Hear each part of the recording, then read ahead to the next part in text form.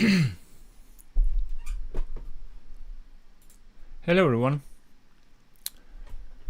Hello.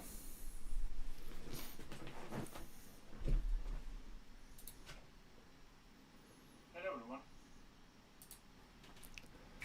Actually, you know what? I'm gonna put the headphones on to be able to hear the audio. So, hello everyone. I decided to do a bit of the home lab maintenance things, move a couple of things around in my Proxmox cluster and etc. I thought, you know why, it's a good opportunity to have a quick chat for someone who's watching this live video or live stream, and sort of just join me while I'm trying to clean the mess of my Proxmox cluster. And if you have any questions that I haven't answered in my previous videos, you can feel free. That's what I want to try to say, to ask me what I think about the Proxmox home lab and etc. Obviously I will do a couple of a screen share of my setup, so you will be able to see what I've been running in my home lab, and sort of ask questions and see if you have any suggestions for me to try out. That would be an amazing thing as well. Then I can go and have a look at new services, new self-hosting things, etc. Okay, so what I need to do first is I need to clean my PBS, my Proxmox backup server, because that is being overrun with the backups that I don't really need anymore. So I need to go and sort that out. I have about an hour and a half to do all this, because later sorry, I just got the text message. So yeah, I have like an hour and a half to try to clean as much as I can all my mess. So if you have any questions about Proxmox, like general things about home lab, I'm not the expert on the home lab. I've been using my own server, which I can try to show you by pressing the button like that. Here we go. This is my home lab. There in the corner, with the screen showing the showing all the telemetrics for me that I want. Have you used DeX on AR glasses? Yes, I have. I do actually.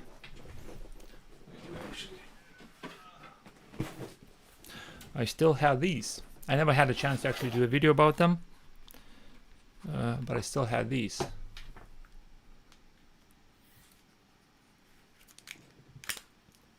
Here we go. I will be able to actually see a chat. If I connect these to my streaming computer, I'll be able to see the stream. So I never actually end up doing a video about them. To be honest, I haven't even, I use them time to time, but not that much.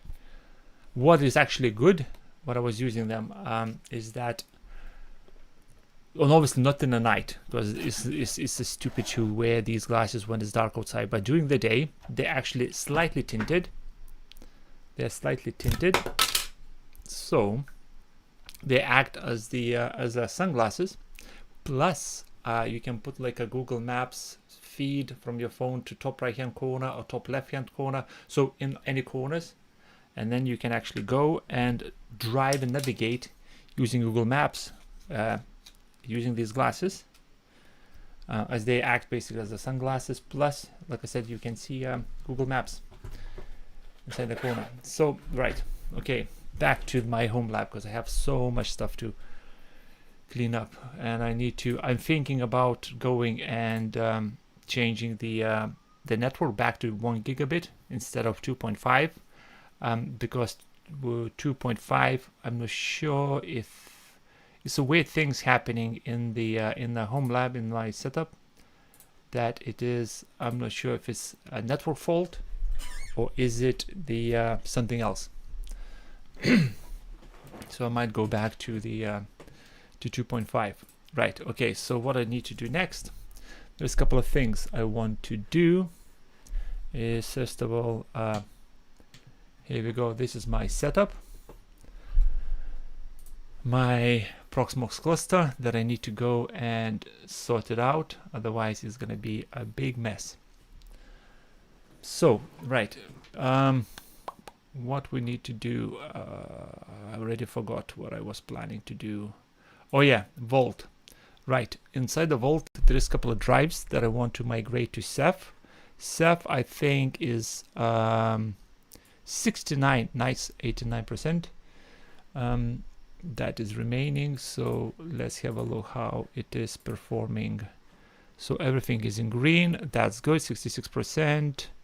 How OSD is performing, is this zoomed out, here we go, 2016 12, okay, so that's not bad, that is okay. For home lab use, that's fine. If you're using this in like a production kind of big Proxmox clusters setup, I suggest to try to make this 5 or less. So it needs to be 5.5, like 4.4 or 3.3 and so on. Because 20 millisecond at the commit and apply latency, or 41 second even, is not the ideal thing to have. So for home lab it's fine. It's just like my Plex will not load as fast as supposed to when it's like a bit of a delay. But plus, once I'm gonna start migrating drives, you will see this number going really high, sometimes in thousands of milliseconds. So it's almost like a second and a half delay.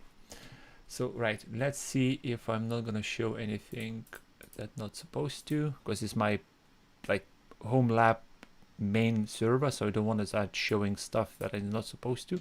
Actually, here you go. We're gonna try to take Windows 11 VM drive, 128 gigabytes drive. Right now is hosted inside the Vault, and Vault is my NFS share.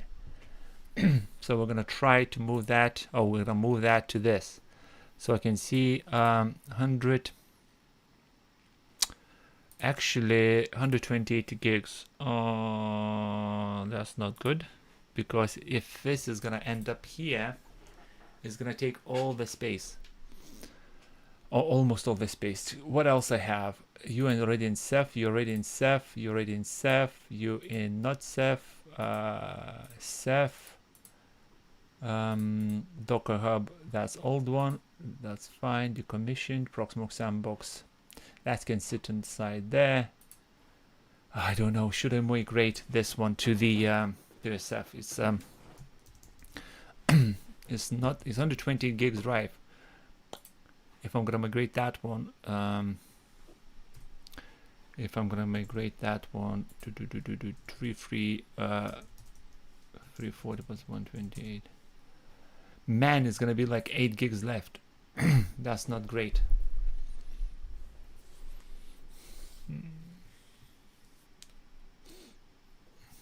That's not good. Obviously Vault is laughing because we have like just over half used, so now like 5 terabytes.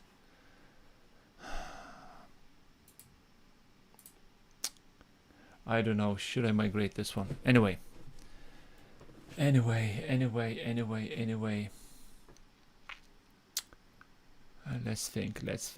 think.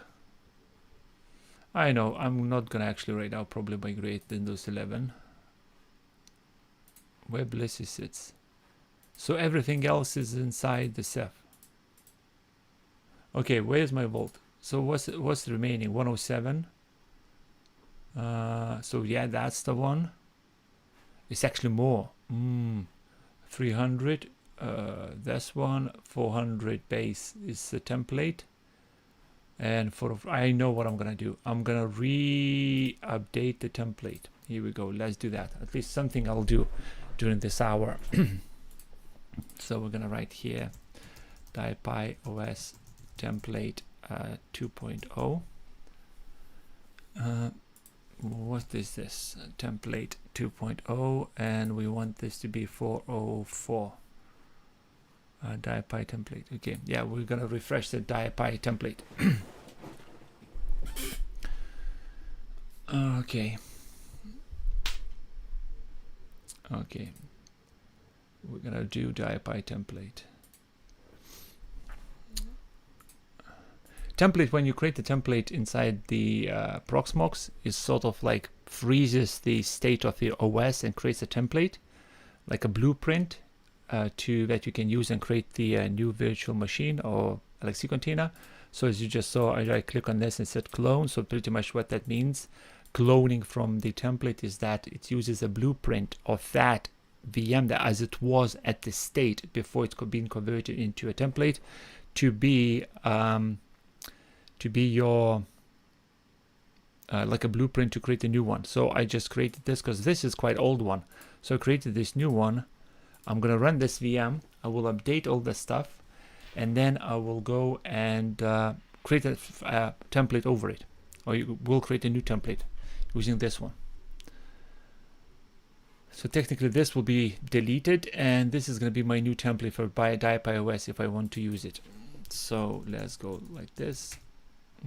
As you can see, it's already, it went run now an update from 9.2.1 to 9.7.1. So this template is quite old one, that the versions changed by like a five versions.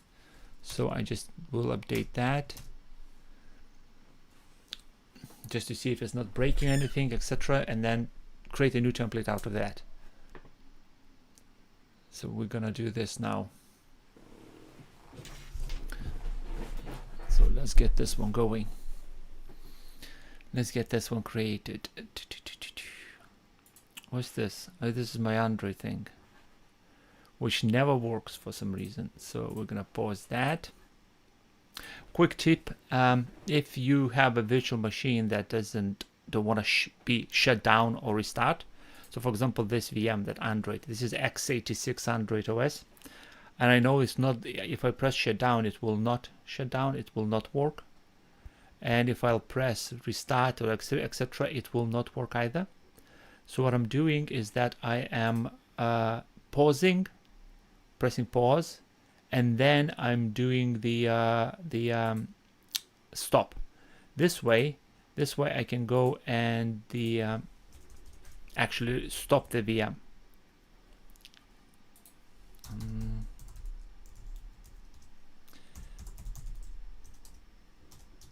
Just hold on, I need to do a bit of home lab.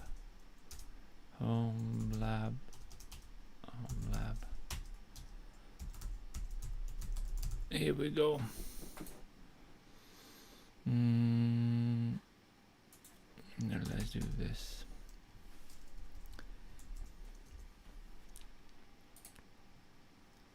Here we go. Actually, what we're gonna do, we're gonna turn this off. We don't need that. You go. So there you go. Android is stopped. So Android VM stopped. Now I can go back here and do. Oh no, sorry. Android VM is paused. Now I can just say override all active shutdown tasks and just want to stop it, because otherwise I just can't properly shut it down. It just, some of the VMs is just picky, or Proxmox picky with some of the VMs if it wants to shut down or not. So I'm just forcing to shut down. Now I can remove that. I don't need that anymore. I think so. Hold on, do we have any backups for this?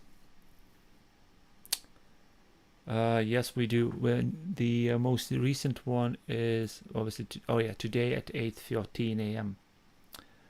So what I can do, I think I will go and change protection. I want this to be protected. So that means the Proxmox backup server will not garbage out and prune this backup. So if I want to come back to this, I can. And I can just yank that out. I don't need that anymore. So 403, goodbye. And then I'll go here and I say 403. I think you can search by ID number. Yes, you can. So this one, oh, I need to reload. As you can see, this one turned green. That means this is being protected. So when the prune job will run, and we'll go and check. I don't really need this. How to change this? How to change this? How to change this?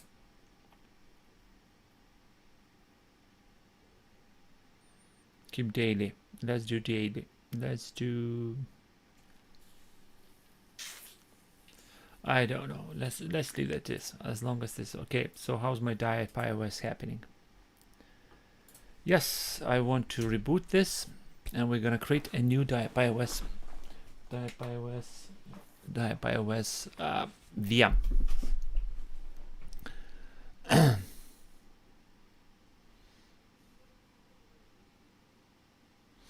Come on. Next thing under networks, I have 103 is been using this, which is that, and 102, which is that. One thing about this all setup, the software defined network SDN inside the Proxmox. I love this feature, this page, which is called the IPAM or IPAM basically, which shows you which VM or Legacy container received the virtual or connected to virtual network. This is great. What I would like to have in this window is actual VM or Legacy container name. So for example, like looking at this, it says 103. I need to go and hunt what that is. But if here, instead of just saying gateway, like this name 103, it will be another column and would say name, or VM name, like let's say, or just something, then it say 103 WordPress. So I'll know that this is that. I don't need to actually go and try hunt. This could be a nice feature in 8.2.5 update. Hopefully. I don't know. Maybe not. Okay, back to diet iOS. Is running? Oh, it's still stopping the services. This is not ideal. Another thing, what I want to check out sometimes, if you are into self-hosting things, I recommend you to save this page in the bookmarks, as this is the awesome self-hosted list. This is an amazing list of all sorts of stuff you can self-host. As you can see, this list is quite lengthy. So if I'm just gonna go and do like that with the mouse wheel and just going and the bottom. And there is a additional list to this somewhere. So awesome sysadmin. So if I click on this, sysadmin stuff. What else we have here? Internet library. It's like, this is amazing page, amazing web page, GitHub repo to visit, to have a look if you want to self-host something. So for example, let's see, I wanted to self-host, I don't know, let's have a look. Let's have games, e-commerce. So let's have a look. From e-commerce, WooCommerce. You can add that in. It's a bunch of stuff. Some of them are free, some of them are not. So just a quick hunt around and you'll find the one. Calibra Web. This is, I bet, is going to be Office. Oh no, this is the ebooks. Oh, that's what I wanted to actually set up. This is what we can do as well during today. Is the Office suits of suits.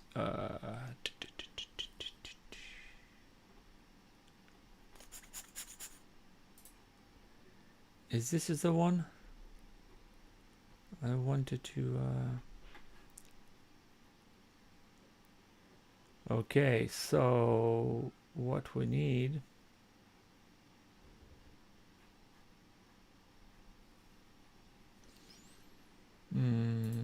Okay.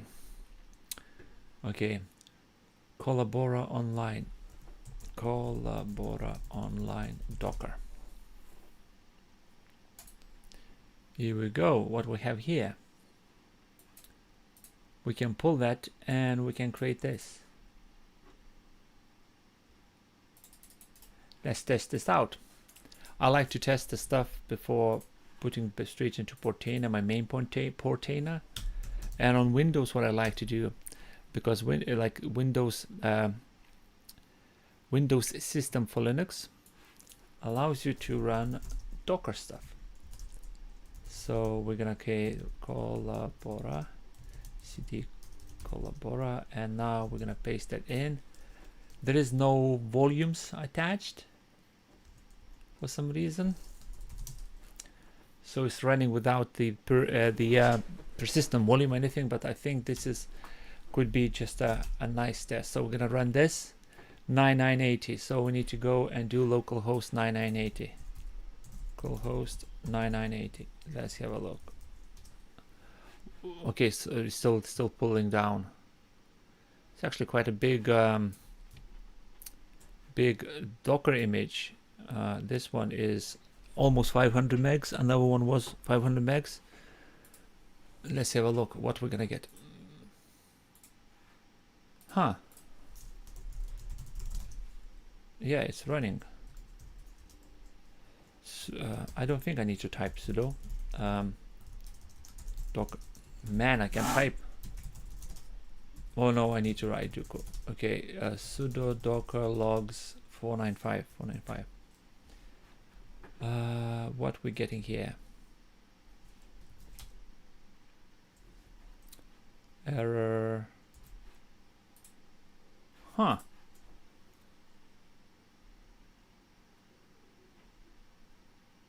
Using the command line to start a new container. There is a few options recommended. So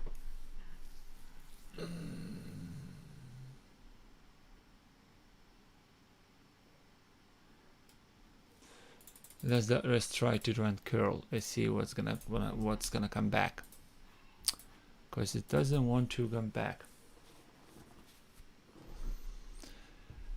Mr. P, I didn't know you stream. Did you just start it? I started 24 minutes ago and 45 seconds or something like that. Oh, it says okay. So what's the problem, Mr. Collabora? Yeah, this MoFeed Gaming. Yeah, I started because I do have a couple of things I want to do today. I'll like sort my home lab. My home lab is a bit of my Proxmox class is a bit of a mess. This VM don't want to restart for some reason, and a bunch of other stuff. And I thought, you know what? While I will do this housekeeping things, plus I think about going and sorting my cluster wiring, because this is the thing. This is the thing on this. Hold on, let me do this way. Inside there is a mess. Inside there is a bit of the mess. I want to sort this out, everything, do a bit of cable management and etc. I printed a bunch of the cable things. Plus, not sure if the camera can pick it up, but there is a bunch of stuff underneath here that I'm just keeping. So like, for example, there's my mic, so I just want to go and sort all this out, because it is a rat nest in there. So I want to go and do a bit of sorting out. So it is, like I said, a mess. There's a couple of cables at the top I don't want. This is so far it runs fine, but I want this to be probably moved somewhere else. I might do a video like Welcome to Galaxy 2.0, where I'm just gonna do a walkthrough about all my home lab things, because a bunch of stuff changed since my original video about Welcome to Galaxy. I changed so much stuff. I don't know, lost count. Maybe 15-16 different things happened to this. Main thing obviously is my hold on, let me find two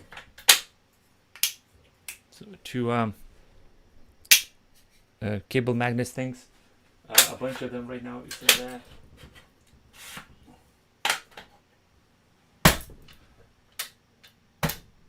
Here we go. This is a lot of things needs to change in there. Okay, back to reality. Back to my home lab things. I always followed your video, Mr. P. I didn't know you stream. Did you just said okay? I always follow your videos. You helped me a lot with the. You're welcome. You're welcome. I'm glad my videos helped you. I'm glad you have your own running home lab. That looks a lot better than mine. Well, the thing is, the thing is about that. Mine looks better than yours. Is that hold on? Let me try to do this. You don't know. You can't see what. You can't see what's behind there. Hold on. I'll try to show you somehow, but just give me a sec.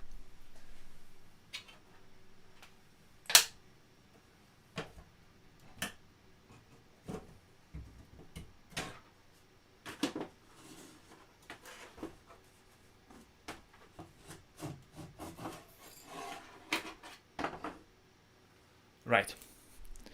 What you don't know, what any of you can't see, is what's there. Like, what's behind there? Because number one rule about a home lab cable management, we don't talk about home lab cable management. This not existed.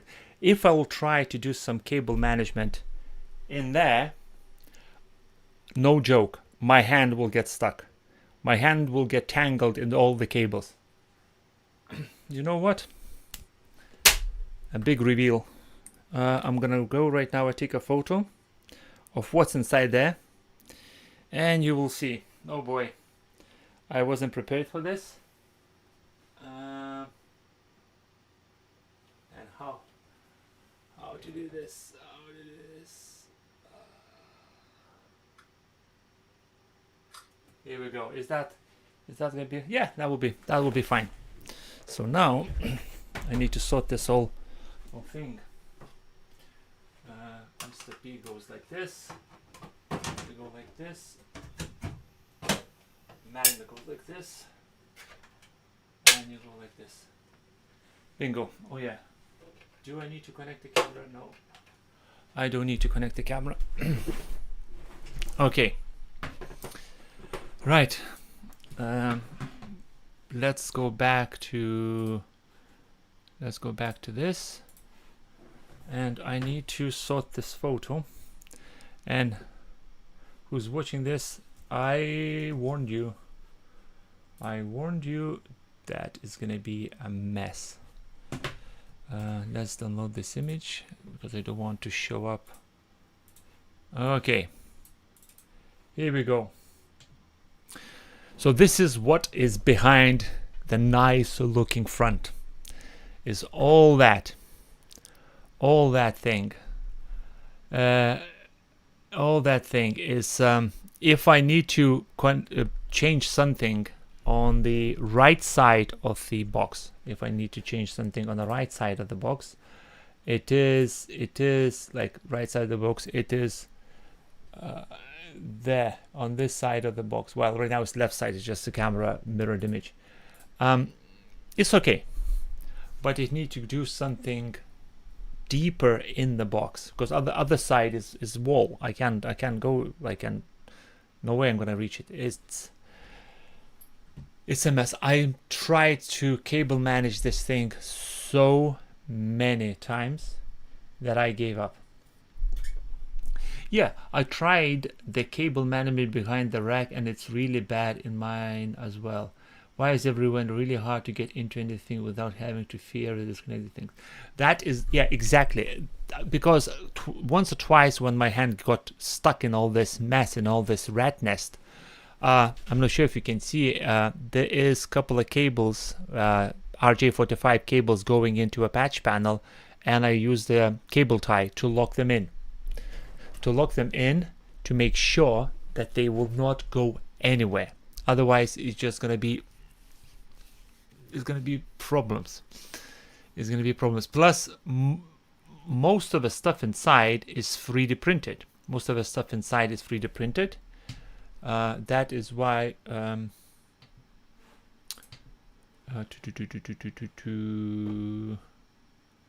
Here we go. Most of the stuff is 3D printed. So it is a bit of a fragile thing. Let me see if I can somehow show you. Let's go. Oh, actually, I can go over this. Yep. Okay, we can work with this. Here we go. This is the, as you can see, a bit of cable management. Just to make sure that I will not pull the cables out, I zip tied the to oblivion every single cable what is inside there, to oblivion and beyond. I'm not sure why I done this. Why? I'm not sure why I done this. Yeah, hi Mr. P, thanks for your videos. I'm trying to set up a new Proxmox server with my old gaming PC. I only have a simple NVMe drive. Should I install Proxmox on that NVMe as it or ZFS or single disk? If you're using only NVMe, and you will not, this is answer to Mark's comment. If you only have one drive, by the way, how big is NVMe? If it's like 256 gigabytes or 512 gigs NVMe, I would suggest just to run as single drive ext4. Sorry, I can't speak today.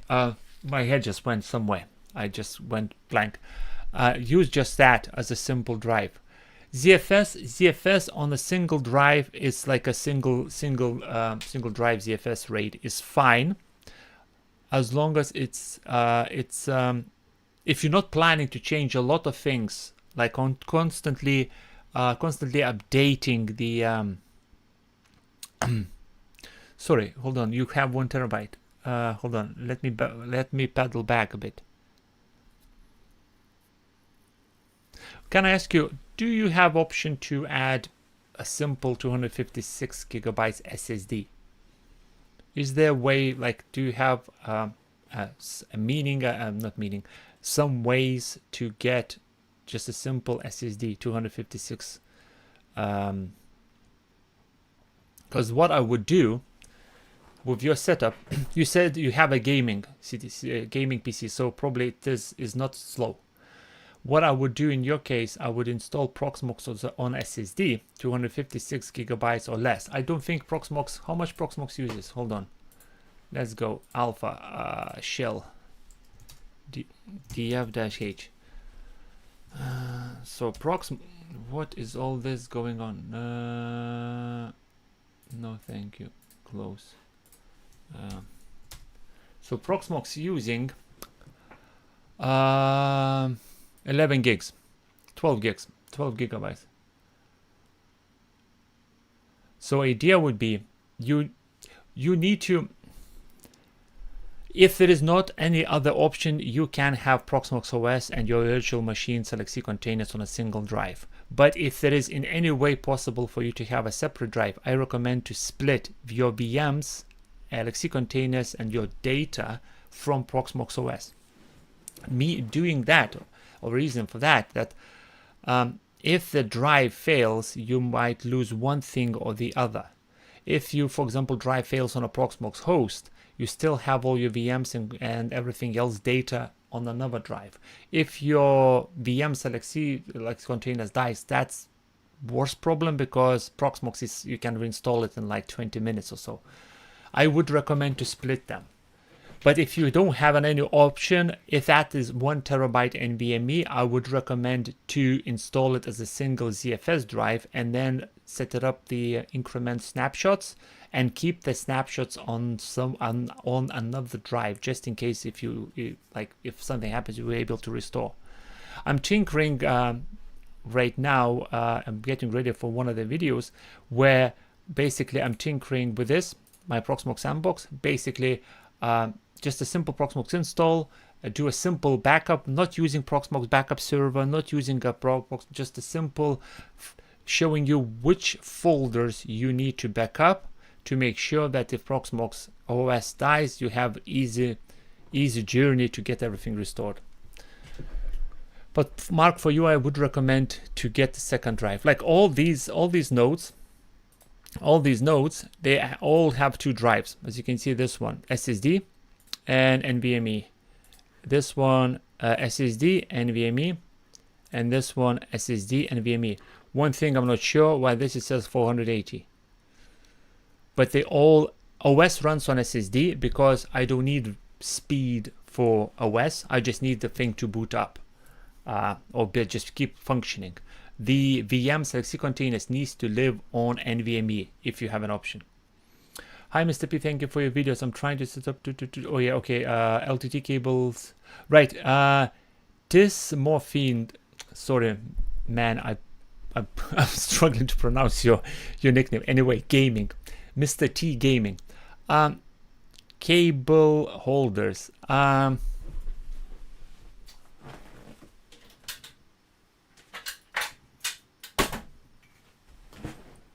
So, if I will show you this, you will say this is a LTT cable holder.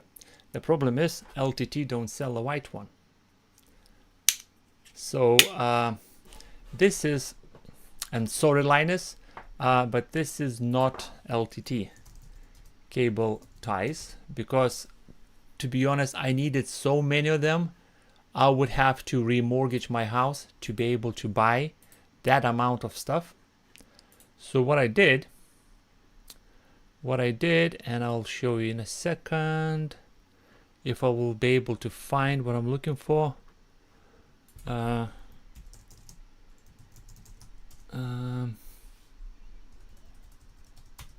have a look.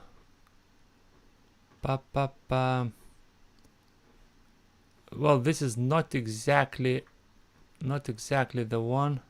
Sorry, I'm just doing off screen. I just realized I'm not screen sharing. This is not exactly that one, but if you go to example to something like this, this is a printables.com where you can go and download STL files, and because I own this bad boy, I can 3D print stuff. So I've been 3D printing a bunch of these cable management with magnets, and it's just a standard 18 mil magnet. So I printed a bunch of them. I just lost one. So I printed, here we go. I printed these things, so technically I can go like that on a microphone stand and etc. And this is actually very useful for us because it sticks to the fridge. Mrs. loves them because all the notes and everything, all receipts goes on a fridge, and bang, bang, bang, bang, sort of hit the mic straight away in a fridge, and that's it. We're golden. There is somewhere, I remember downloading it.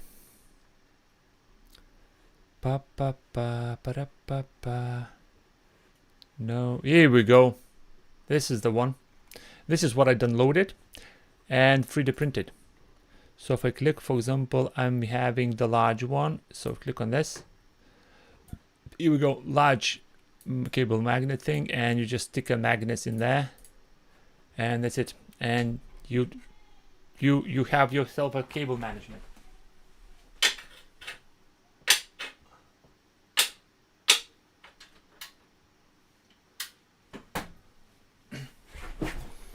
Okay, thanks. Or maybe a small SSD for the host install and the NVMe for me. Yes, Mark. Sorry, yes, that's exactly. I think I might gave you a garbled answer, but your comment is exactly on point.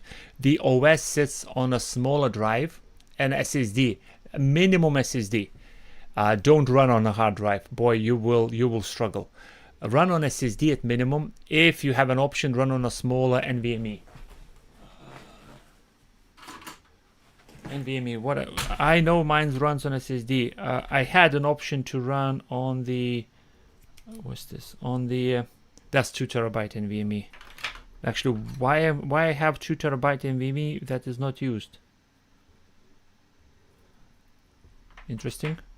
I don't know what. What's this? That's one terabyte. Man, the sizes. 10-15 years ago, it was a dream to hold a storage media that is bigger than like 100 gigabytes. Right now I am basically holding this, And this is a 2 terabytes. Oh boy. Oh boy.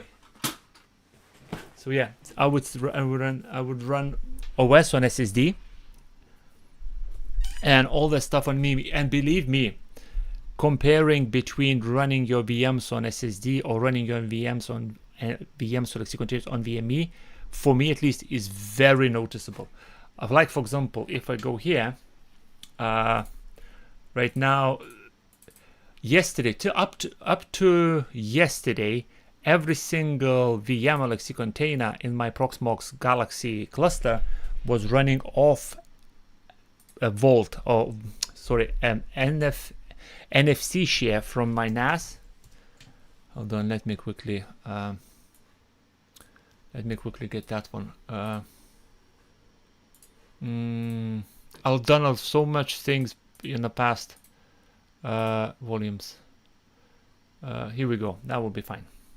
So it was running off my Synology NAS, which is up on the box, and the speeds of read and write was fine as long as it was pulling from the cache. So if I go to my storage, there is a cache. Here we go. I have two 256. I think it's two. What size they are? Oh, half a terabyte. Two M.2 drives act as a half a cache. So if it sits there, the read and write was amazing. But if a VM is being running but wasn't used that much, and suddenly I'm pumping a lot of data in and then reading out, it was struggling. So running your VMs off NVMe is much faster than SSD, way faster. Oh nice, yeah, LTT wants to explain. Yes, Mr. T Gaming, LTT cables I was thinking to buy, but then I sort of was like, wait a minute, I can 3D print them. What I'm talking about, let's try to find if something 3D prints. So maybe 128 gigabytes or 256 gigabyte NVMe for host. Yes, if you SSD for Proxmox host is minimum, I would say minimum requirement, and I don't think you need that much. Like this is a sandbox Proxmox, and I gave 32 gigabytes for this virtual drive, and it runs fine. So like for example, Frostfire OS is 11 gigs. So let's go. So it's 10.6, 17% use of, what's the sizes? Wait a minute, am I telling you the right thing? Yeah, it is the right thing, yeah. So basically it's using only, here you go, yeah, root folder is using only 11 gigabytes, so 11 gigs of Proxmox OS. So 128 gigabytes NVMe, it's gonna be, man, you will be flying with that. Right, go back to this Diet Pi. Why it doesn't work? What's with you, Diet Pi? It's still stopping the network services. What are you talking about? You're not in a virtual network. You are on VMBR. Oh man, what is wrong with you? Comment. Mainnet. Let's do this way. This is mainnet. Apply.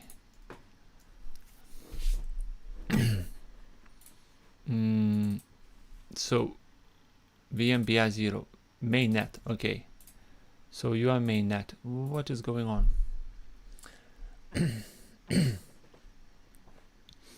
Legend, thank you for Mark. If you'll get stuck, just find me. I'm always ready to help. I went through a lot of things and head scratching and trying to figure out what to do, how to set up. I know that is not always that easy. Actually, thinking back now, I almost gave up like twice. Because first I was struggling to set up Raspberry Pi to actualize my Docker things. Oh man, looking back, I was really struggled a lot. I almost gave up running Home Lab twice. Sorry, somebody's texting me. I am expecting a delivery, so let's have a look.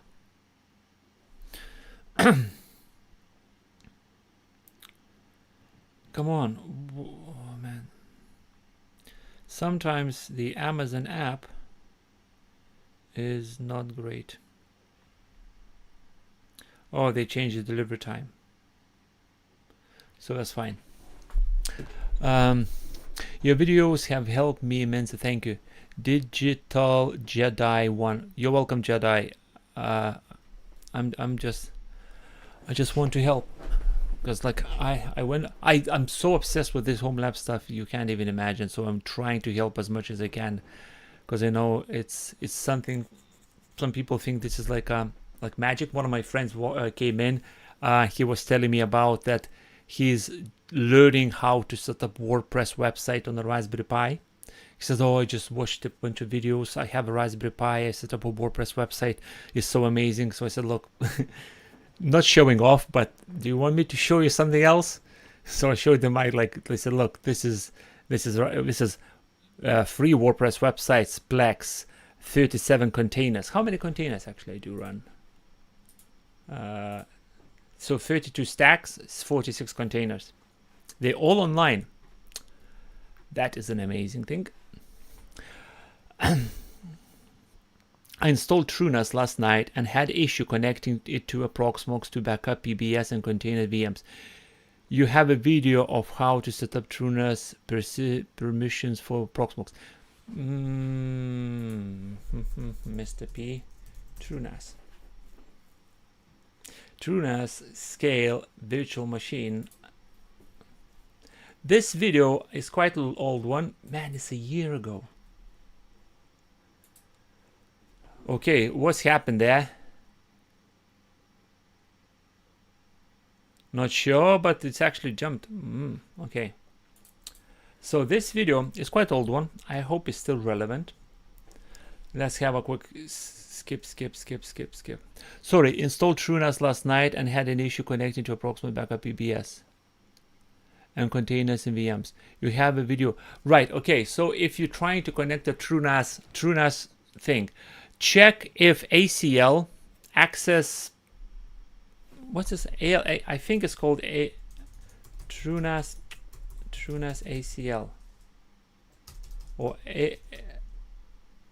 no, I think it's called ACL.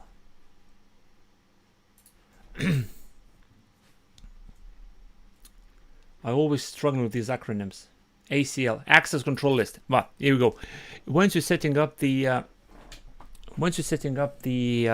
TrueNAS, check if your share is set up correctly for access control list.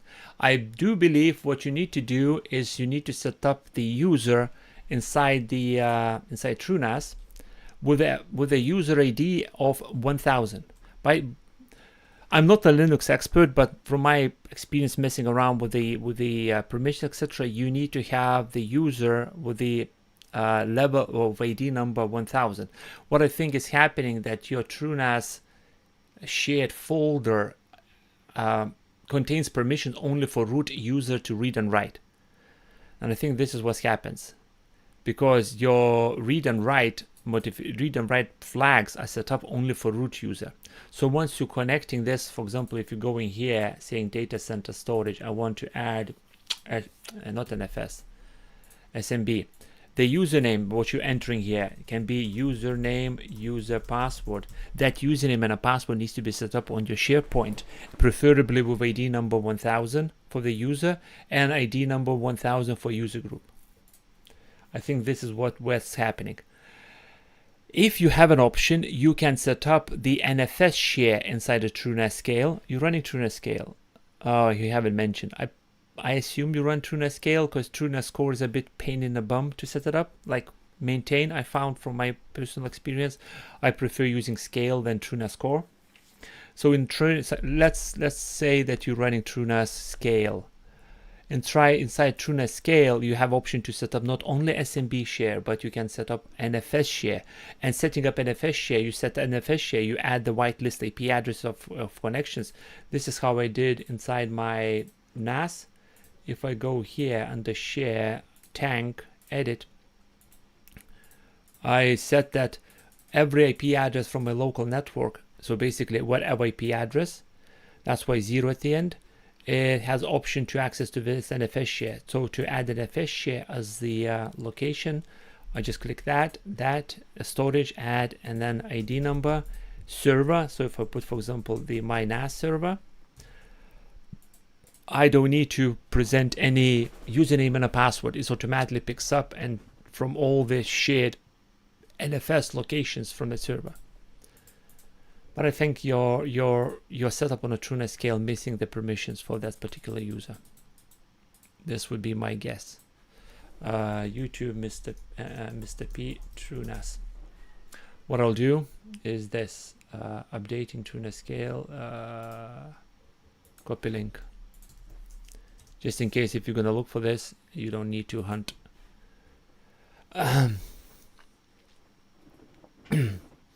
Scale, yeah, I'd suggest to have a look at the permissions. What's the time? Another 20 minutes, half an hour I have. Do I have actually Volt ISOs?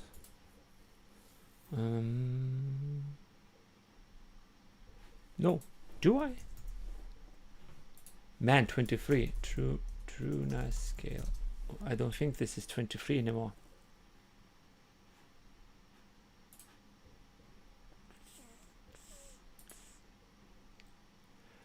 Wow, I'm so behind on this.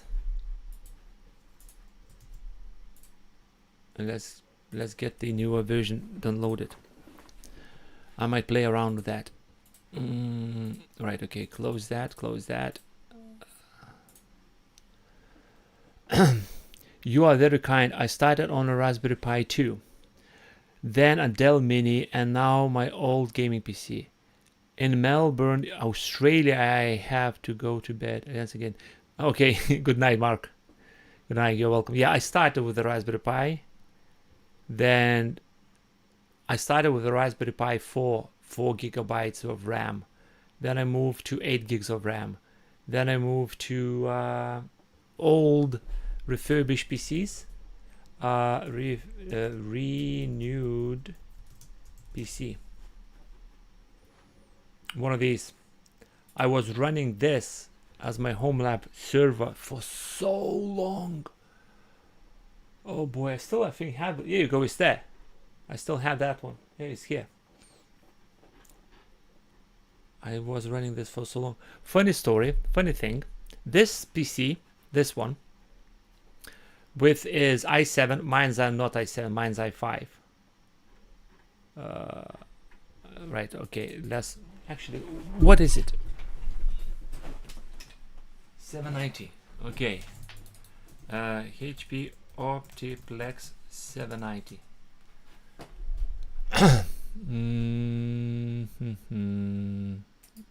No, it's definitely not that.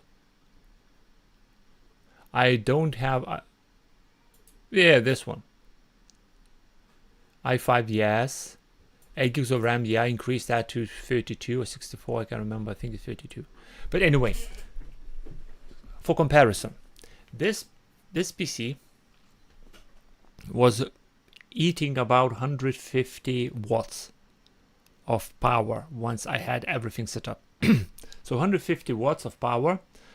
That was all like PC, CPU, RAM, 3 hard drives, and the hard drive bay attached.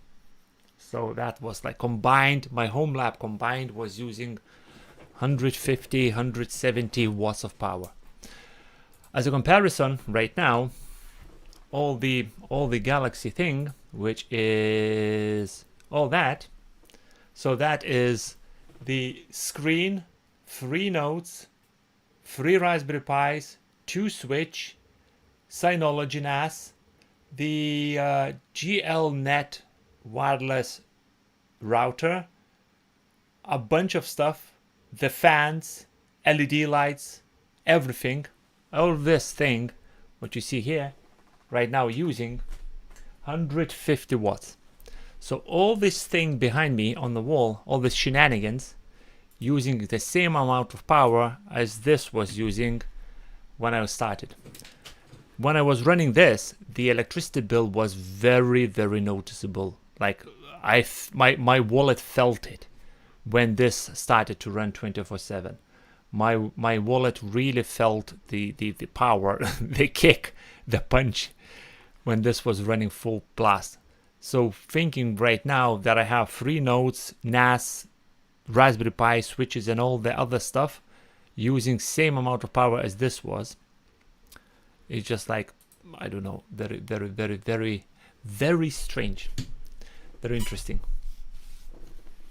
I'm always my goal for my home lab is performance is yes, but I always want to have efficiency, because I live in UK and electricity prices in UK, let's say this way, they're not your friend. Electricity price is not your friend. Electricity price is not your friend. Electricity prices always goes up. I'm not sure if you're aware, but in UK there is a thing called electricity standing charge UK. Here we go.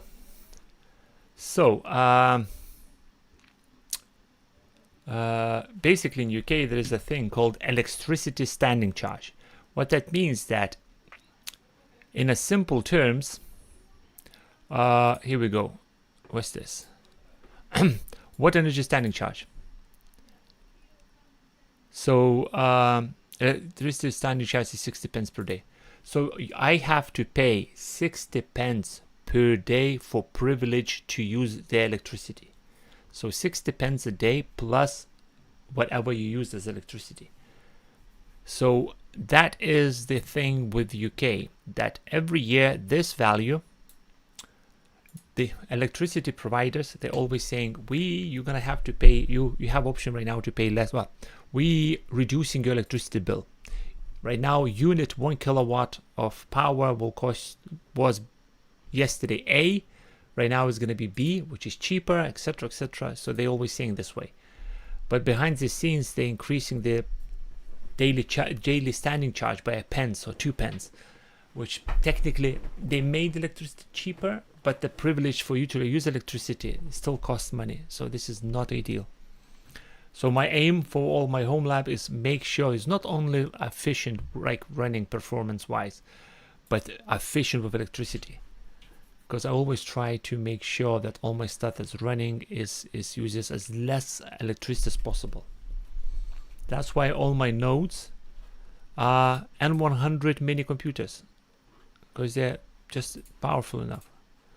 So it's 4 CPU, 16 gigs of RAM, and that's it. I don't need to have all sorts of high-end, like network rack blades kind of servers. They're noisy and they use a lot of electricity.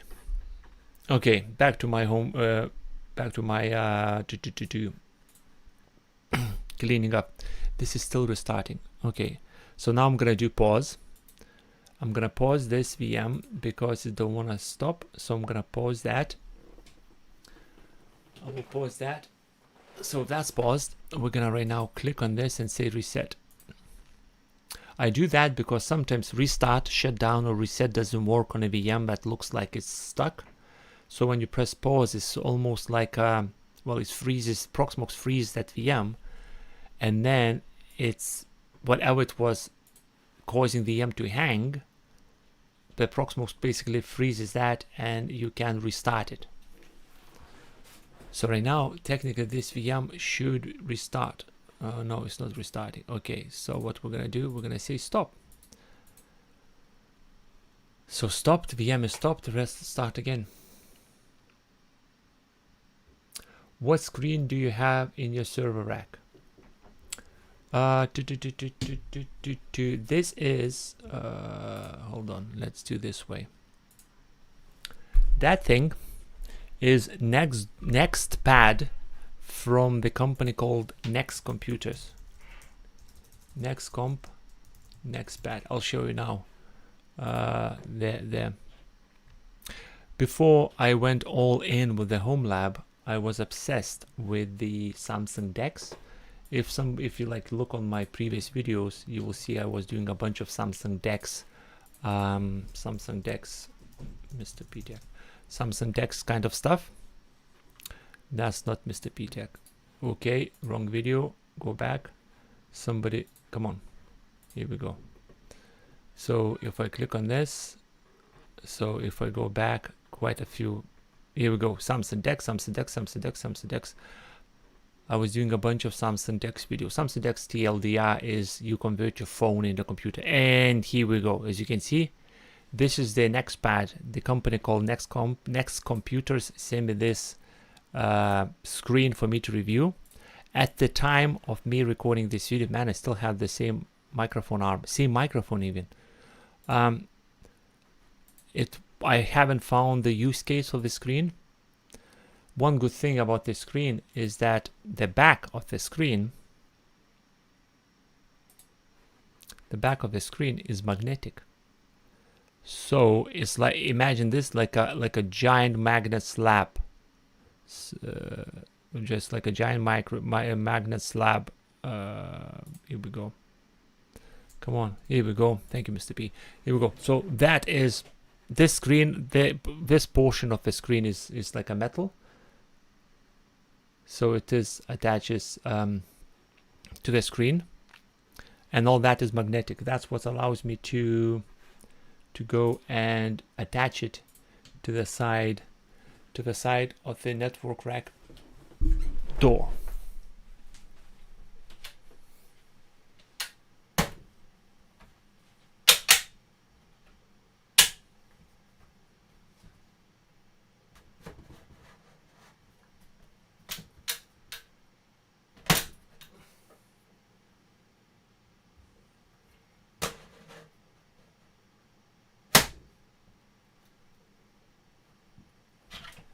And then these 3D printed cable magnet things, like that, like that. There is an option for me to make this touch screen, but I haven't because I just don't want to by accident mess around and then I need to remotely connect to it. By the way, this screen is connected to Raspberry Pi, so I can remotely connect into Raspberry Pi using Pi Connect and then tweak this. So it just runs constantly the telemetrics of all the cluster. So it's showing all 3 nodes, it's showing NAS, and it's showing Docker VM performance. But this is a Next pad screen. Right, let's go back to this pain for today. That's all I wanted is update the DiaPi. So this is updated now? Yes, it is. Apt update. Let's have a quick look if it's definitely updated. All packages updated. Apt upgrade. I don't think anything needs to be upgraded because update showing nothing pending. Okay, power off. Okay, so it's off now. So right now I can take this template and say goodbye template. And then I can go and convert that into a template.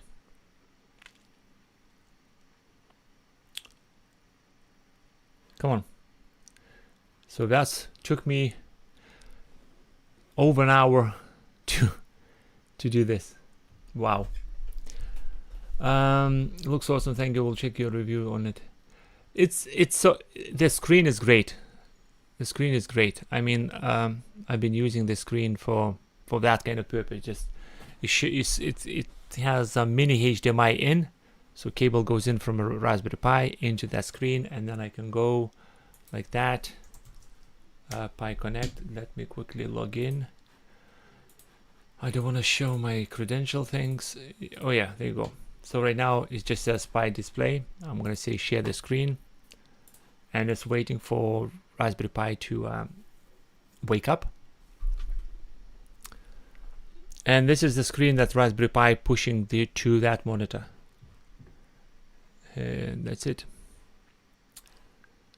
And this is how remote. Sometimes the Raspberry Pi freezes. This page freezes or Raspberry Pi freezes, so I need to remotely log in and like wake it up again. But it does a good job. I'm not complaining. Where is my parcel? I'm waiting for a parcel. So FYI, I'm gonna be streaming for another maybe 20 minutes, half an hour.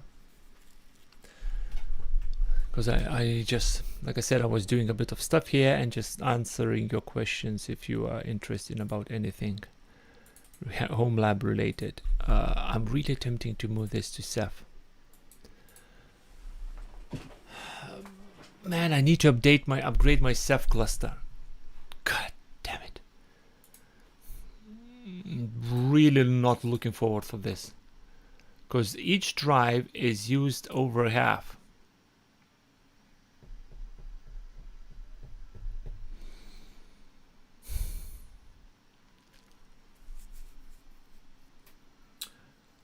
Right, what's the prices on these things? Oh, man.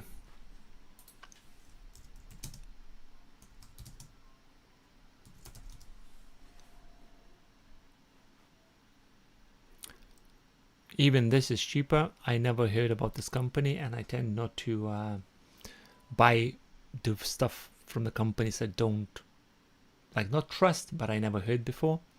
So like Crucial, WDE, Kingston, yeah, I would go with Kingston. Kingston selling this bad boy for £45. And I need 3 of them. Oh man, Home Lab is really expensive. I need to push some videos to save money for this. Boy. I started with the Raspberry Pi, which is like £50, £60 was £80 maybe. And now so much stuff. Home Lab basically, it's a headache sometimes. I had once, I woke up in the middle of the night because my phone was going off. And my phone was going off because of GoToFi service that informs me about the stuff that happens. And my node, one of the nodes crashed, and it's 3 a.m. I woke up to fix my cluster. Marius, but it's worth it. Yeah, it is worth it. The best thing I right now running inside my Proxmox cluster, inside my Galaxy cluster, the best thing, according to my little 5-year-old son, is this. The best thing, the best ever thing, is this. This is a Minecraft sandbox server. This is the best thing, according to my 5-year-old son, I have in my home lab. He's at the age where he's obsessed about Minecraft. And I sort of was thinking about this moment when I started the home lab, that one day I will have a son or daughter, I will have a child that will ask me to run a Minecraft server. So here it is, a fully running Minecraft server, self-hosted. That is a peak of a home lab. So according to my little son, this is the best thing I have in my home lab. It's his personal Minecraft server that he can go and tell his friends that he has his own personal Minecraft server. That is, yes, Marius, that is worth it. Now I need to go. I'm thinking, you know what? I'm gonna just YOLO and just try to push that into this Ceph cluster. I'm just gonna YOLO and just gonna see what's gonna happen. If it's gonna go here. So, sorry, my math is not ideal. So, rough estimation, 483.72 minus 338.09. 145 gigabytes of free space. This is 128 gigabytes of free space. So, right, okay, no, sorry, let's do again. I think I messed up.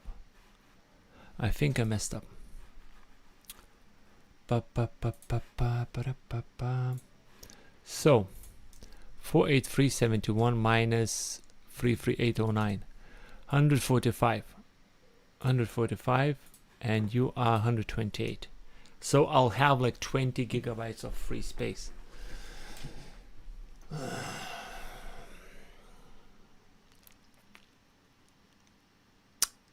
Do I really want to run VM, Windows 11 VM off Ceph? I don't know. I don't know.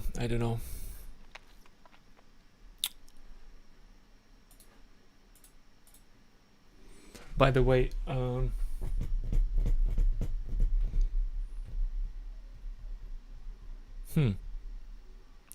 should I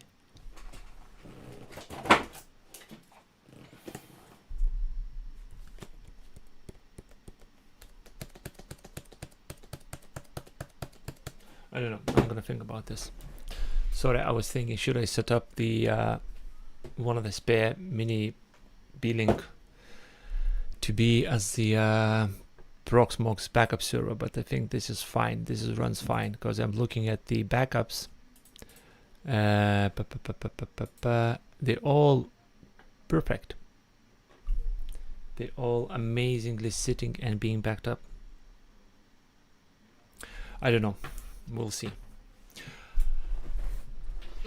Another couple of minutes, just chill, and I think I'm gonna go. That was an amazing hour to chat with some of you guys. Really appreciate all your support for my hobby that turning sometimes into a nightmare that I need to go and troubleshoot in the middle of the night. Oh yeah, by the way, here we go. Here we go. Galaxy. So this is the smart plug connected into a wall socket that powers every single thing that falls under the word Galaxy. So if I go here, I'm gonna say last month, just barely sometimes reach 150 watts. 82 watts. What's happened there?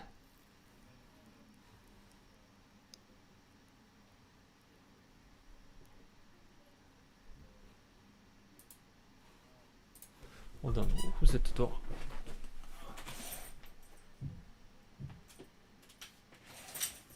Oh, sorry, I thought somebody at the door.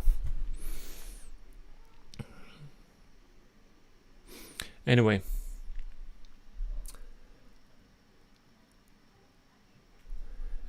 I think I'm gonna just go because I have so much stuff to do.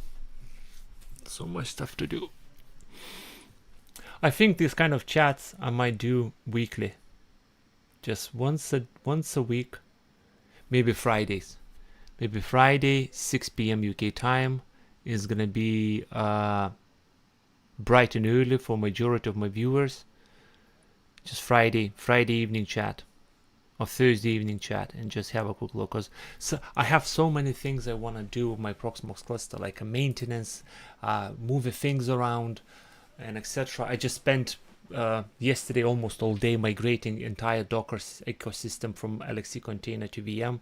So these kind of things I would like to probably start doing a live streams, and then just have a quick chat with you, answer questions, just hang out. And have a blast, have a chat. I think that's what I'm gonna start doing. Probably I'll pick up the day. We're gonna see what day suits for majority of you, and just have a chat. Just have a chat about, geek out about Home Lab. Just geek out about Home Lab. I think that is it. I'm gonna go.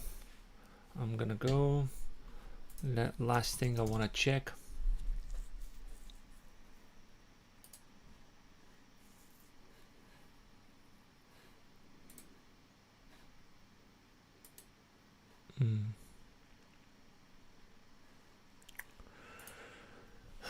Okay, that will be fine. Anyway, thank you everybody for joining me for this hour to just have a quick chat about, just a quick general chat about stuff, etc. I'm really thinking that, you know what, I might do this weekly, because during this hour I had not only a fun time just to chatting with some of you guys, but fixing some of the things and just having a bright ideas right now what to do next. Yeah, I will pick one day during a week, not weekend, because I think weekend is probably everybody wants to relax and just chill. I think I'm just gonna pick one day a week. I'll speak to my boss, my missus, when she allows me to do that.